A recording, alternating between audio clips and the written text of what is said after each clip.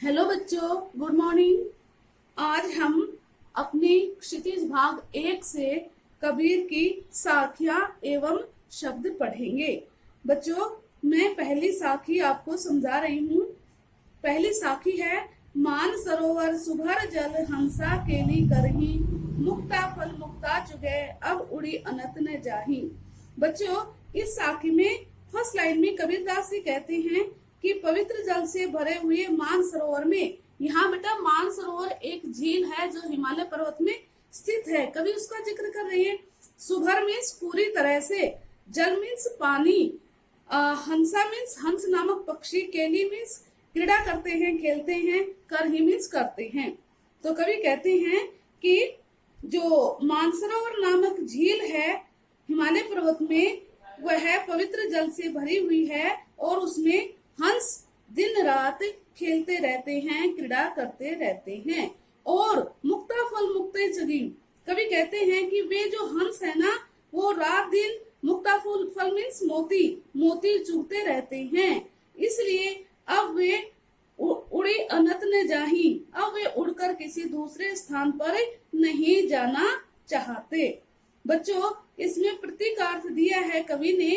कवि जी कहते हैं कि जो मनुष्य का मन है पवित्र भक्ति भावना से भरा हुआ है। यहाँ पे मनुष्य का मन रूपी सरोवर है, सरोवर को मनुष्य का मन बताया है। तो कवि कहते हैं कि जो मनुष्य का मन है वह पवित्र भक्ति भावना से भरा हुआ है और उसमें आत्मा रूपी हंस, आत्मा रूपी हंस, हंस किसका प्रतीक है बच्चों? आत्मा का प्रतीक है यहाँ पे हंस। तो कवि जी कहते हैं कि इसमें आत्मा रूपी हंस पूरी तरह से मस्त होकर, मग्न होकर जो भगवान की भक्ति है वह करता है। मोती रूपी, मोती जैसे हंस मोती चुगते हैं, ऐसे जो साधक की आत्मा है वो क्या चाहती है? वो परमात्मा का मिलन चाहती है, परमात्मा को याद करना चाहती है। इसलिए कवि कहता है कि जो मनुष्य की आत्मा है वह उसमें मस्त होकर भक्ति कर रही है और वह अब इसे छोड़कर कहीं दूसरी जगह नहीं जाना चाहती। बच्चों, यहाँ पे कवि ने जो भक्ति का सबसे ऊपरी स्वरूप है, जो चरम उत्कर्ष है भक्ति का, उसके बारे में वर्णन किया है। तो आप ये साखी समझ गए होंगे और अभी हम पढ़ते हैं अपनी दूसरी साखी। तो दूसरी साखी है बेटा, प्रेमी ढूंढत मैं फिरो प्रेमी मिले न कोई, प्रेमी को प्रेमी मिले सब विष अमृत होय। बच्चों, एक बार मैं आपको शब्दार्थ बता देती हूँ इसके। प्रेमी ढूंढत, ढूंढत मीन्स ढूंढना, खोजना। मैं फिरो, फिरो मीन्स घूमना, घूमता रहा। प्रेमी मिले न कोई, प्रेमी कौन है यहाँ पे? प्रभु के भक्त, भगवान की भक्ति करने वाले लोग। अब सेकंड लाइन में आइए, प्रेमी को प्रेमी मिले सब विष अमृत हो। जब एक भक्त को दूसरा भक्त मिल जाता है, प्रेमी को प्रेमी मिले मीन्स सब विष, विष मीन्स जहर, और अमृत मीन्स अमृत जो कभी भी खत्म नहीं होता है, बहुत ही पवित्र चीज। तो क्या कहता है कवि इसमें? प्रेमी ढूंढन मैं फिरो प्रेमी मिलो न कोई। कबीरदास जी कहते हैं कि मैं किसी सच्चे भगवान के प्रेमी को ढूंढने के लिए गया, परंतु मैंने बहुत कोशिश की, उसके बावजूद भी मुझे कोई सच्चा प्रेमी नहीं मिला। अब सेकंड लाइन देखिए, प्रेमी को प्रेमी मिले सब विष अमृत होय। कवि क्या कहना चाहते हैं इस पंक्ति के माध्यम से? कवि कहते हैं कि जब मुझे वह सच्चा प्रेमी मिला तो मेरे सभी जो पाप हैं वो पुण्य में बदल गए। कवि कहते हैं कि जब एक सच्चा आदमी मिल जाता है, सच्चा प्रेमी मिल जाता है, तो मनुष्य के मन की सारी बुराइयां दूर हो जाती हैं। कवि यही बात कह रहे हैं। क्या कह रहे हैं? कि जब मुझे कोई सच्चा प्रेमी मिल गया तो मेरे मन की सभी दुष्भावनाएं, सभी वासनाएं खत्म हो गई और मेरा मन पवित्र हो गया, एकदम अमृत के समान हो गया। ठीक है बच्चों, अभी हम पढ़ते हैं अपनी तीसरी साखी। हस्ती चढ़िए ज्ञान को सहज दुलीचा डार, स्वान रूप संसार है भूखन दे जकमार। बच्चों, इसके वर्ड मीनिंग मैं बता रही हूँ आपको पहले, और ये शब्दार्थ आपको याद भी करने हैं तथा फिर नोटबुक में लिखने भी हैं। तो देखिए, हस्ती, हस्ती मीन्स हाथी। हस्ती चढ़िए ज्ञान के, ज्ञान मीन्स जो मनुष्य की आत्मा ज्ञान प्राप्त करना चाहती है, उस ज्ञान के बारे में यहाँ पे जिक्र किया है कवि ने। सहज दुलीचा डार, सहज मीन्स क्या होता है? स्वाभाविक रूप, बिल्कुल जो नॉर्मली जैसा ओरिजिनल होता है वही बताया है कवि ने। दुलीचा, दुलीचा मीन्स जिसे हम गलीचा कहते हैं ना, छोटा आसन या कालीन भी इसको हम कह सकते हैं। डारे मीन्स डालकर। अगली लाइन है स्वान रूप संसार है। स्वान मीन्स बच्चों कुत्ता, स्वान रूप संसार है, संसार मीन्स दुनिया। भूकंदे मीन्स भौंकने दे, कुत्ते भौंकते हैं ना, हाथी आता है तब, वहां उसी की कुत्ते की आवाज के बारे में कहा गया है। भूकन मीन्स कुत्ते का भौंकना। और भूकंदे जखमार, जखमारे का मतलब है कि बेकार में ही वो बड़बड़ाते हैं, बेकार में ही वो भोगते हैं, बेकार में अपना समय बर्बाद करते हैं। तो देखिए इसका व्याख्या मैं बता रही हूँ। हस्ती चढ़िए ज्ञान को सहज दुलीचा डार। बेटा इसमें कवि जी कहते हैं कि जो ज्ञान प्राप्ति में लगे हुए साधक हैं उनको बता रहे हैं कि जो सत्य एवं स्वाभाविक आसन या कालीन को ज्ञान रूपी हाथी के ऊपर डालकर चलना चाहिए। क्या कहते हैं कवि बेटा? कवि कहते हैं कि जो भक्त लोग हैं उनको हाथी रूपी ज्ञान रूपी हाथी के ऊपर सहज स्वाभाविक दुलीचा गलीचा डालकर चलते रहना चाहिए। स्वान रूप संसार है। कवि कहते हैं कि ये जो संसार है, संसार के जो लोग हैं ये कुत्ते की भांति हैं। जैसे हाथी चलता है तो उसे देखकर कुत्ते भौंकते रहते हैं, लेकिन हाथी के ऊपर उनका कोई भी प्रभाव नहीं पड़ता, हाथी अपनी मस्ती में ही चलता रहता है। इसी प्रकार कवि कहते हैं कि जो सच्चे भक्त होते हैं उनको संसार की चिंता नहीं करनी चाहिए, उनको ये नहीं सोचना चाहिए कि दुनिया हमारे बारे में क्या कहेगी, क्या विचार प्रकट करेगी। उन्हें अपने सहज भाव पर चलते हुए अपनी भक्ति में लगे रहना चाहिए। तो बच्चों ये था हमारा तीसरी साखी। और अब हम आते हैं चौथी साखी पे। तो देखिए, पखा पखी के कारणे सब जग रहा भुलान, निरपख होय के हरि भजे सोई संत सुजान। बच्चों इस साखी के मैं पहले आपको शब्दार्थ बता रही हूँ। पखा पखी के कारणे, तो पखा पखी का मतलब है पक्ष और विपक्ष। कारणे मीन्स के कारण। सब जग, जग मीन्स संसार दुनिया। बुलान मीन्स भूल जाता है, भूल गया है। निरपख होय के हरि भजे, निरपख मीन्स निरपक्ष, निरपेक्ष भाव से, किसी के बारे में तर्क वितर्क न करना, किसी के बारे में अच्छी बुरी बातें नहीं करना। निरपख होय के हरि भजे, हरि मीन्स भगवान, निष्पक्ष होकर भगवान की भक्ति करे। सोई संत सुजान, सुजान मीन्स चतुर ज्ञानी। तो देखिए अब हम इसका सरलार्थ करते हैं। पखात पकी के कारणे सब जग रहा भुलान। कबीरदास जी कहते हैं बच्चों कि भक्ति जब हम भगवान की करते हैं तो उसमें पक्ष विपक्ष या धार्मिक भेदभाव हैं उनसे दूर रहना चाहिए, क्योंकि इस पक्ष विपक्ष के कारण ही जो वास्तविक भक्ति है मनुष्य उससे दूर चला जाता है, वो पक्ष विपक्ष में उलझ कर रह जाता है, भक्ति ठीक से नहीं कर पाता। तो कबीर जी कहते हैं आगे, निरपख होय के हरि भजे। कबीरदास जी कहते हैं कि यदि हम निष्पक्ष होकर, कोई तर्क वितर्क नहीं करते हैं धर्म के ऊपर, निरपक्ष होकर अगर हम भगवान की भक्ति करते हैं, सोई संत सुजान, तो हम एक अच्छे आदमी की तरह, एक अच्छे संत की तरह बन जाते हैं। बच्चों कवि का कहने का तात्पर्य है कि जो मनुष्य पक्ष विपक्ष अर्थात धार्मिक भेदभाव में फंस जाते हैं वो भगवान की सच्ची भक्ति नहीं कर पाते, भगवान की सच्ची भक्ति के मार्ग से दूर हो जाते हैं। जो मनुष्य निष्पक्ष होकर भगवान की भक्ति करता है वही सच्चा साधक है, वही चतुर भक्त है। तो बेटा समझ गए होंगे आप। और अब हम आते हैं अपनी पांचवी साखी पर। तो देखिए, हिंदू मुआ राम कही मुसलमान खुदाए, कहे कबीर सो जीवता जो दुहु के निकट न जाए। बच्चों बहुत अच्छी साखी है। कबीरदास, चलो पहले मैं आपको शब्दार्थ बता देती हूँ इसको। हिंदू मुआ राम कही। हिंदू मीन्स हिंदू धर्म को मानने वाले लोग। मुआ मीन्स मरा हुआ, जो नेगेटिविटी रखते हैं, नकारात्मक जिनकी विचार होते हैं। राम कही मीन्स कहता कहता, राम की भक्ति करता हुआ, राम राम रटता हुआ। मुसलमान खुदाई, और जो मुसलमान लोग हैं वो खुदाई मीन्स भगवान अर्थात खुदा या अल्लाह। कहे कबीर सो जीवता, कबीरदास जी कहते हैं, कबीर मीन्स कबीरदास जी कहते हैं सो मीन्स वह, जीवता मीन्स जीवित रहता है। जो दुहु मीन्स इन दोनों, यहाँ पे दुहु बेटा दोनों धर्मों को मानने वाले लोगों के लिए कवि ने प्रयुक्त किया है। दुहु मीन्स दोनों, हिंदू और मुस्लिम के निकट मीन्स पास, जाई मीन्स जाता है। तो देखिए हम इसका सरलार्थ करते हैं। हिंदू मुआ राम कही, मुसलमान खुदाए।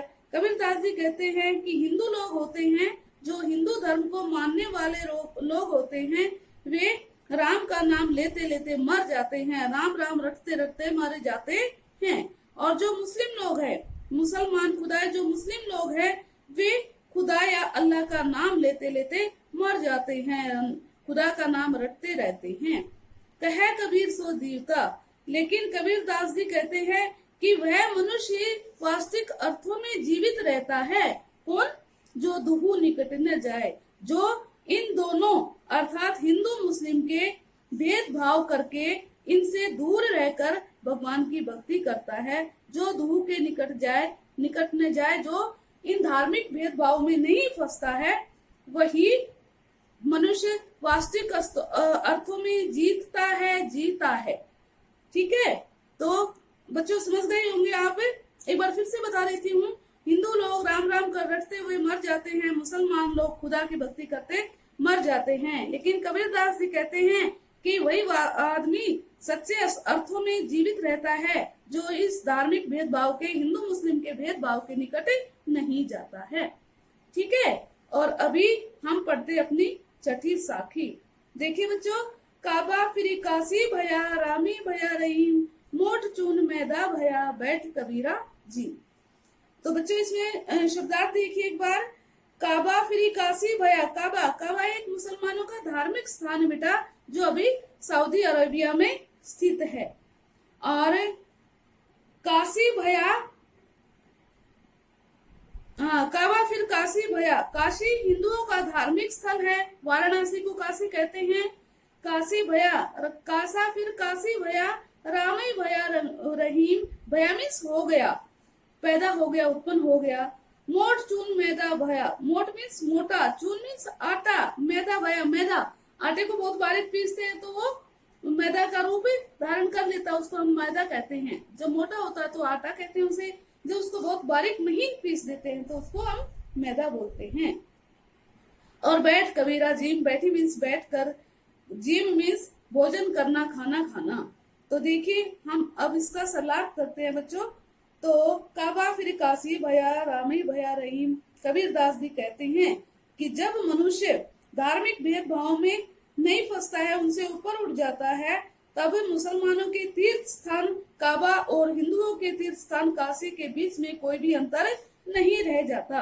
अर्थात बच्चों कबीरदास जी कहना चाहते हैं कि जब मनुष्य निरपेक्ष भाव से भक्ति करता है तो उसे काबा और काशी में कोई भी अंतर दिखाई नहीं देता। उसके लिए तो जो राम और रहीम है वो एक ही है, दोनों में कोई भी अंतर नहीं होता। मोट चून मैदा भया, बैठ कबीरा जी। कबीरदास जी कहते हैं कि जिस प्रकार से मोटे चून को हम कहते हैं कि ये अच्छा नहीं होता, इसको हम नहीं खाएंगे, लेकिन जब वही जो मोटा चून है, मोटा आटा है, जब मैदा बन जाता है तो लोग उससे बने जो खाने हैं उनको ज्यादा पसंद करते हैं, उनको खाना अच्छा लगता है। तो कबीरदास जी कहते हैं कि जो मोटा चून होता है, जिसे मैं खाने से हिचक रहा था, वह मेरे लिए बारीक मैदा के समान हो गया है और उसे मैं आराम से बैठकर खा रहा हूँ। बच्चों इसमें कवि कहना चाहते हैं कि धार्मिक भेदभाव खत्म हो जाने के बाद हिंदू मुस्लिम का, राम रहीम का, काबा काशी का भेदभाव जब खत्म हो जाते हैं तो जो भगवान के नाम पर लोगों ने दुर्भावनाएं बना रखी हैं वो सारी दूर हो जाती हैं। कबीरदास जी अपना उदाहरण देते हुए कहते हैं कि मेरे लिए तो ये दोनों हिंदू मुस्लिम काबा काशी सब मेरे लिए एक हैं और मैं आराम से इन दोनों से दूर होकर भगवान की भक्ति में लगा रहता हूँ। बैठ कबीरा जीम, यहाँ पे जीवने का तात्पर्य भगवान की भक्ति करना। ठीक है, और अभी हम आते हैं अपनी 7वीं साखी पर। तो बच्चों देखिए 7वीं साखी, ऊंचे कुल का जन्मिया जे करनी ऊंच न होय, सुवरन कलश सुरा भरा साधु निंदा सोय। बच्चों कबीरदास जी कहते हैं यहाँ पे, चलो वर्ड मीनिंग बता देती हूँ पहले। ऊंचे कुल का, ऊंचे मीन्स जो उच्च स्थान रखते हैं, जो अपने आप को आम जनता से ऊंचे मानते हैं। कुल मीन्स वंश या जाति। ऊंचे कुल का मीन्स क्या? जन्मिया, जन्म मीन्स जन्म लेना, पैदा होना। जैसे ऊंचे कुल में जो लोग जन्म लेते हैं ना, उनके लिए कहा गया है यहाँ पे। जे करनी ऊंच में हो, जे मीन्स जिनकी, करने मीन्स कर्म काम, ऊंचे न हो, ऊंच मीन्स ऊंचे अच्छे, न हो नहीं होते हैं। सुवरन मीन्स सोना, कलश मीन्स घड़ा, सुरा मीन्स शराब, भरा मीन्स भरा हुआ, साधु निंदा सोय, साधु मीन्स सज्जन लोग, भक्त लोग, निंदा मीन्स बुराई, सोय मीन्स उसका या उसकी। तो बच्चों हम इसकी व्याख्या करते हैं। तो देखिए, ऊंचे कुल का जन्मिया जे करनी ऊंच न होय। बच्चों कबीरदास जी कहते हैं कि यदि कोई मनुष्य ऊंचे कुल में या उच्च जाति में जन्म ले लेता है, लेकिन फिर भी वह अच्छे काम नहीं करता है, फिर भी वो ऊंचे कर्म नहीं करता है, तो वह मनुष्य अच्छा नहीं है, वह तो मानव कहलाने के योग्य ही नहीं होता है। अगर मनुष्य ऊंचे कुल में जन्म लेकर अच्छे कर्म नहीं करता, तो उसका जो ऊंचा कुल है वो कोई काम नहीं आता है। कबीरदास जी इसका एक उदाहरण देते हुए बताते हैं कि जैसे सुवरन कलश सुरा भरा, सुवरन मीन्स सोने का, कलश मीन्स घड़ा, सुरा मीन्स शराब, भरा मीन्स भरा हुआ। जैसे यदि हम किसी सोने के घड़े में मदिरा या शराब डाल देते हैं, तो साधु निंदा सोय, जो संत लोग हैं, जो साधु लोग हैं, जो अच्छे लोग हैं, वह उसकी बुराई ही करेंगे। क्योंकि अगर सोने के पात्र में भी शराब डाल देते हैं तो वो शराब ही रहती है, वो अमृत नहीं बनती है। इसलिए कवि जी कहना चाहते हैं कि अगर मनुष्य अच्छे वंश में जन्म ले लेता है लेकिन अच्छे कर्म नहीं करता है, तो उसका कोई फायदा नहीं है, लोग उसको अच्छा नहीं बताएंगे। जैसे सोने के पात्र में शराब डालने से शराब अमृत में नहीं बदल सकती। तो बच्चों आप समझ गए होंगे। और अभी है हमारा शाखा हमारी खत्म हो गई है, और अब एक शब्द है जो आपके सिलेबस में, यहाँ हमारे इसमें कबीरदास के जो शाखे हैं इसके साथ 2 शब्द दिए हैं। जो पहला शब्द है वह हमारे सिलेबस में है, लेकिन जो दूसरा शब्द है वो सिलेबस से आउट हो गया है, उसमें से कोई क्वेश्चन नहीं आएंगे। तो मैं आपको पहला जो शब्द है वह पढ़ा देती हूँ। तो देखिए बच्चों, मोको कहाँ ढूंढे बंदे, मैं तो तेरे पास में, ना मैं देवल ना मैं मस्जिद, ना काबा कैलाश में, ना तो कोने क्रिया कर्म में, ना ही जोग बैराग में, खोजी होए तो तुरत ही मिलूं पल भर की तलाश में, कहे कबीर सुनो भाई साधो सब श्वासों की सांस में। बच्चों बड़ा ही अच्छा, बड़ा ही मन भावन जो ये हमारा शब्द है। तो अभी मैं एक बार आपको इसके जो है शब्दार्थ बता देती हूँ। तो पहला है, मोको कहाँ ढूंढे बंदे। मोको मीन्स मुझे, मुझको। बंदे, यहाँ बंदे किसको कहा है? मनुष्य को। कहता है कि अरे बंदे, अरे मनुष्य मुझे कहाँ ढूंढ रहे हो, मैं तो तेरे पास में, मैं तो तेरे पास में ही निवास करता हूँ। ना मैं देवल, देवल मीन्स मंदिर, ना मैं मस्जिद, ना मस्जिद में रहता हूँ। मस्जिद क्या है? मुसलमानों का धार्मिक स्थल। ना काबे कैलाश में, और काबे जो है, काबा है मुसलमानों का धार्मिक स्थान है ये भी, और कैलाश जो हमारा कैलाश पर्वत है उसका जिक्र किया गया है, जहाँ भगवान शिव जी का निवास स्थान माना जाता है। न तो कोने क्रियाक्रम में, कोने मीन्स किसी, क्रियाक्रम मीन्स कर्म कांड, जो मनुष्य ईश्वर प्राप्ति के लिए, भगवान की भक्ति के लिए ढोंग करते हैं, आडंबर करते हैं, उनके लिए यहाँ पे क्रियाकर्म शब्द का प्रयोग किया है। और ना ही जोग वैराग। जोग वैराग मीन्स योग या वैराग्य में है। योग या वैरागी जो लोग संन्यास ले लेते हैं या वैरागी बन जाते हैं उनके लिए कहा है कवि ने। और खोजी हुई तो मीन्स ढूंढने वाला हो तो, खोजी हो तो तुरंत ही मिल हो, तुरंत ही मीन्स तुरंत, और मिल हो मीन्स मिल जाता हूँ सब श्वासों की सांस में। श्वास मीन्स सांस। तो बच्चों अब हम इसका जो है सरलार्थ करेंगे। फर्स्ट लाइन देखिए, मुँह को कहाँ ढूंढे बंदे मैं तो तेरे पास में। कबीर दास जी कहते हैं कि जो मनुष्य है उसकी जो आत्मा है वह उसके मन में ही, उसके शरीर में ही निवास करती है और वो आत्मा ही परमात्मा का रूप है। तो कहता है कवि कि अरे मनुष्य तू मुझे कहाँ खोज रहे हो, मैं तो तेरे पास में, मैं तो तेरे पास ही हूँ, मैं तो तेरे अंदर ही हूँ। सेकंड लाइन देखिए, ना मैं देवल ना मैं मस्जिद, न तो मैं मंदिर में निवास करता हूँ और ना ही मैं मस्जिद में रहता हूँ। ना काबे कैलाश में, मैं काबा और कैलाश में भी नहीं रहता हूँ, काबा और काशी में भी मेरा निवास स्थान नहीं है। न तो कोने क्रिया कर्म में, मैं किसी कर्म कांड में भी नहीं रहता हूँ, ना ही योग वैराग में, और ना ही मैं योग और संन्यास में रहता हूँ। खोजी हो तो तुरंत ही मिल हो। कवि जी कहते हैं कि अरे तुम मुझे खोजना चाहते हो, ढूंढना चाहते हो, तो मैं तुम्हें तुरंत ही मिल जाता हूँ पल भर की तलाश में। अगर तुम पल भर के लिए, थोड़ी देर के लिए भी मुझे तलाशोगे तो मैं तुम्हें तुरंत मिल जाऊंगा। कहाँ मिलूंगा? कहे कबीर सुनो भाई साधो सब सांसों की सांस में। कबीर दास जी कहते हैं कि ये आत्मा है, ये तो परमात्मा के रूप में मनुष्य के अंदर ही रहती है, मनुष्य के सांस के रूप में ही मनुष्य के शरीर में समाई रहती है, तो उसको बाहर ढूंढने का कोई फायदा नहीं है। हर मनुष्य में जो सांस है वो परमात्मा का ही अंश है, परमात्मा का ही रूप है। तो ये था बच्चों हमारा सबक। धन्यवाद।